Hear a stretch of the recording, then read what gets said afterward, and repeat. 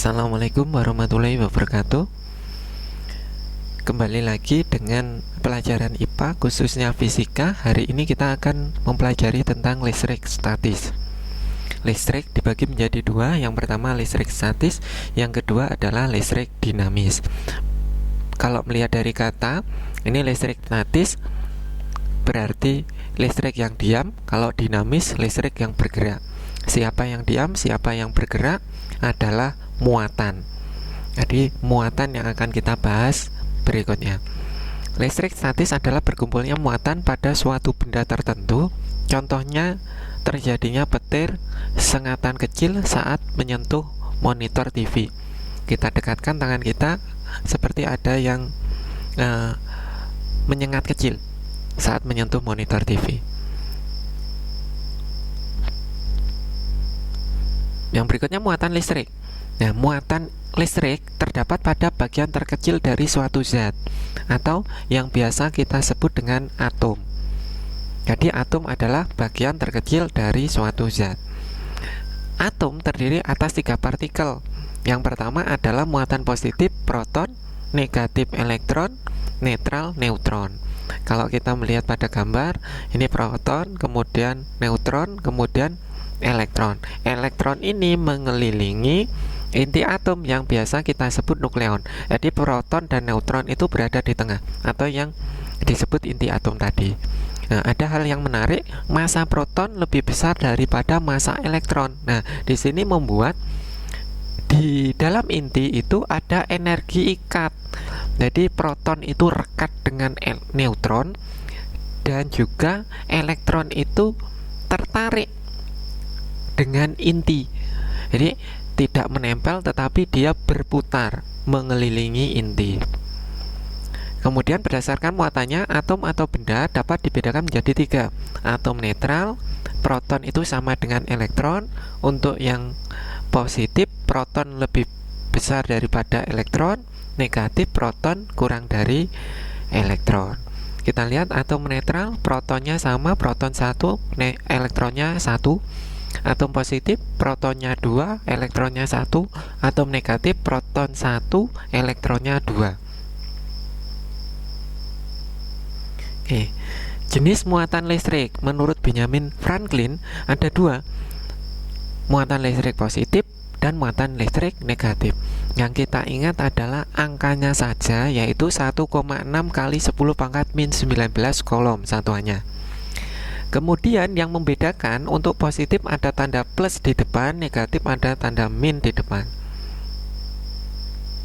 Sifat muatan listrik, apabila dia sejenis didekatkan maka akan tolak menolak. Kita lihat gambarnya, positif positif, negatif negatif akan tolak menolak. Apabila tidak sejenis akan tarik menarik. Positif dengan negatif akan tarik menarik. Interaksi benda bermuatan listrik. Pada umumnya benda itu muatannya adalah netral. Benda netral bisa kita buat menjadi benda positif maupun benda negatif. Nah, dengan cara apa? Dengan cara digosok. Menggosok membuat elektron dapat berpindah dari suatu benda ke benda yang lain. Nah, ini bahasan yang menarik. Ini kita menggunakan deret yang dinamakan deret triboelektrik atau daftar benda yang apabila digosokkan dengan benda yang berada di bawahnya, di bawah tabelnya nanti, benda tersebut akan bermuatan positif. Jadi ini tabel triboelektrik mulai dari tangan sampai PVC. Mungkin di buku yang lain nanti ada tambahan benda-benda yang lain. Semakin ke bawah semakin negatif. Jadi kalau misalnya tangan digosokkan dengan nilon, tangan nanti akan bermuatan positif, nilon bermuatan negatif. Nah, apakah semuanya ini harus dihafalkan atau diingat? Tidak. Biasanya yang sering keluar adalah kaca dengan sutra, rambut, plastik, mika, atau ebonit dengan wol. Nah, bagaimana kok bisa positif negatif seperti ini? Kaca dan sutra itu awalnya netral, muatannya sama. Positifnya ada 6, negatifnya ada 6. Positif ada 6, negatifnya ada 6. Apabila digosok, maka tadi kan yang berada di luar itu adalah elektronnya. Jadi elektron bisa berpindah. Ini elektron dapat berpindah dari suatu benda ke benda yang lain. Maka elektron dari kaca, dua elektron ini akan berpindah ke sutra. Jadi kacanya kekurangan elektron menjadikan muatannya itu positif, sutranya kelebihan elektron menjadi negatif. Oke, kalau plastik sama wol, plastik dan wol awalnya netral semua. Apabila digosok, ternyata di sini elektron dari wol, dua elektron ini pindah ke plastik. Jadi plastiknya nanti akan kelebihan dua elektron, menjadi muatannya negatif. Dan wol kekurangan elektron, menjadikan muatan wol adalah positif. Yang berikutnya adalah hukum Coulomb. Nah, hukum Coulomb ini nanti kaitannya dengan gaya tarik-menarik atau yang biasanya kita sebut dengan gaya Coulomb. Jadi gaya Coulomb adalah gaya yang ditimbulkan antar dua muatan atau lebih. Jadi kalau saya mengambil Q1 itu positif, Q2 itu positif juga, maka akan ada gaya tolak-menolak. Q1 ke kiri, Q2 ke kanan, berjarak R. Bagaimana cara menghitungnya? Cara menghitungnya F sama dengan K Q1 Q2 per R kuadrat. Untuk mempermudah, K Q1 Q2 per R kuadrat ini bisa kita singkat ya, kita buat singkatan kakiku roro. K Q1 Q2 per R kuadrat. Keterangannya gaya secara umum satuannya adalah Newton, kemudian ada tambahan di sini ada K konstanta 9 kali 10 pangkat 9 nilainya. Satuannya adalah Newton meter kuadrat per Coulomb kuadrat. Untuk Q1 muatan 1 satuannya Coulomb, Q2 muatan 2 satuannya Coulomb. Nah, untuk muatan biasanya kita menggunakan satuan mikro. Jadi 1 mikro Coulomb sama dengan 1 kali 10 pangkat min 6 Coulomb. Dengan jarak R itu satuannya meter. Nah, contohnya dua benda masing-masing bermuatan 6 mikro Coulomb dan 8 mikro Coulomb terpisah sejauh 4 cm. Tentukan gaya yang ditimbulkan antar kedua muatan. Nah, ada Q1 positif, Q2 positif juga berjarak R. Ada gayanya tolak-menolak di sini. Kita tuliskan yang diketahui mulai dari K, kemudian Q1, Q2 kita jadikan Coulomb. Jadi 6 mikro Coulomb sama dengan 6 kali 10 pangkat min 6 Coulomb. 8 mikro Coulomb 8 kali 10 pangkat min 6 Coulomb. Dengan R 4 cm kita jadikan meter, ketemu 4 kali 10 pangkat min 2. Kaki kuroro lagi di sini 9 kali 10 pangkat 9 K-nya dikalikan 6 kali 10 pangkat min 6 Q1, 8 kali 10 pangkat min 6 Q2 per 4 kali 10 pangkat min 2 dikurung dulu baru dikuadratkan. Jangan sampai yang dikuadratkan hanya 10 pangkat min 2 nya saja. Nanti apabila kita hitung ketemu 210 Newton.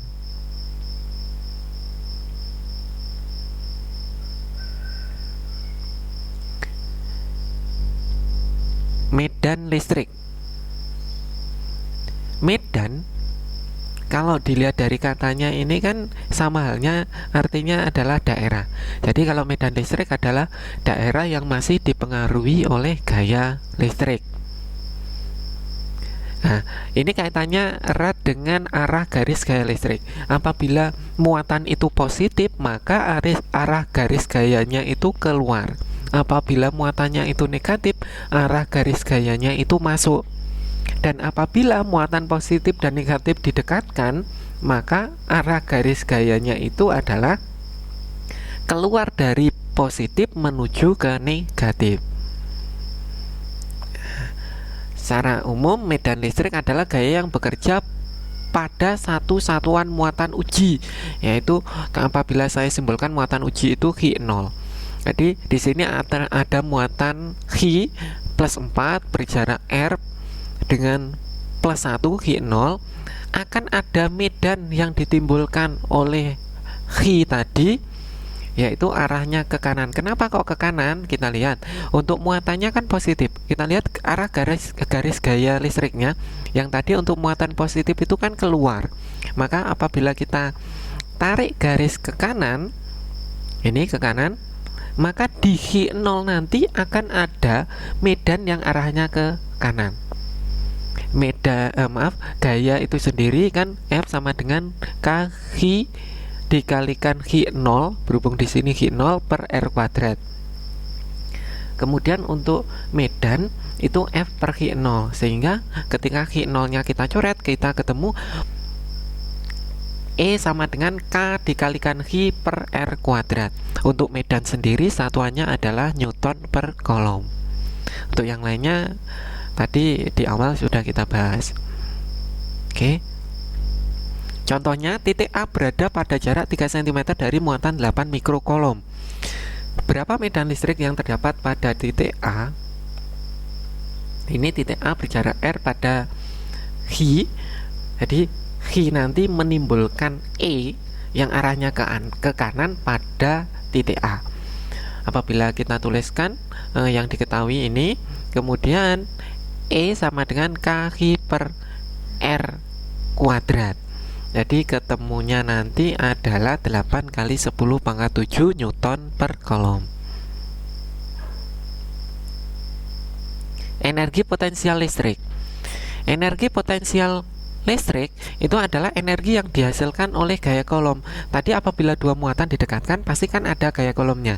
Nah, gaya kolom ini menimbulkan energi yang biasa kita sebut energi potensial listrik. Jadi energi potensial listrik itu yang dialami oleh Q1 maupun Q2. Bisa kita tuliskan energi potensial itu F dikalikan dengan R, sehingga nanti R-nya itu kita coret ya, tinggal energi potensial sama dengan K Q1 Q2 per R tanpa kuadrat. Keterangannya energi satuannya adalah Joule. Kemudian untuk yang lainnya sudah kita bahas di slide yang tadi. Contoh, dua benda masing-masing bermuatan 6 mikrokolom dan 8 mikrokolom terpisah sejauh 4 cm. Tentukan energi potensial yang ditimbulkan gaya kolom antar kedua muatan. Nah, di sini ada Q1, Q2 menimbulkan gaya kolom masing-masing ke kiri dan ke kanan berjarak R. Tentukan energi potensialnya. Jadi energi potensialnya ini kita rubah dulu ya, dalam kolom maupun dalam meter. Nanti kita masukkan EP sama dengan K Q1 Q2 per R. R-nya tanpa kuadrat, akan kita dapatkan hasil 108 kali 10 pangkat min 1 Joule atau 10,8 Joule. Kemudian potensial listrik. Potensial listrik, energi yang ditimbulkan atau energi yang diperlukan untuk memindahkan muatan listrik tiap satuan massa. Ini ada Q1 positif, Q2 juga positif, berjarak R. Ada gaya yang digunakan untuk memindahkan. Nah, itu gaya tersebut adalah energi potensialnya atau potensial listrik yang sekarang kita bahas. Yang di slide yang tadi adalah energi potensial. Ini ada energi potensial, energi yang diperlukan untuk memindahkan muatan listrik tiap satuan muatan. Jadi nanti kita bagi energi yang digunakan untuk memindahkan muatan 1 maupun muatan 2. V itu sama dengan energi potensial per Q2 apabila saya ingin memindahkan Q2-nya. Nah, K kali Q1 dikalikan Q2 per R per Q2. Hasilnya nanti ketemu V1 itu K Q1 per R. Apabila memindahkan Q1 potensial pada Q2, maka V2 sama dengan K Q2 per R. Jadi ada dua, ditinjau dari mana yang menimbulkan potensial listrik atau mana yang ingin dipindahkan. Potensial listrik sendiri adalah satuannya Joule per kolom atau volt. Kemudian yang bawah ini sudah kita bahas di slide yang sebelumnya. Nah, untuk contoh, dua benda masing-masing bermuatan 6 mikrokolom dan 8 mikrokolom terpisah sejauh 4 cm. tentukan potensial listrik yang ditimbulkan muatan 1. Jadi yang ditimbulkan muatan 1 berarti V1 nanti. Nah, di sini kita lihat yang diketahui adalah K, Q1, Q2, dan R kita jadikan dalam SI, kolom, dan meter. V1 K, Q1 per R. Jadi nanti kita dapatkan 13,5 kali 10 pangkat 5 volt.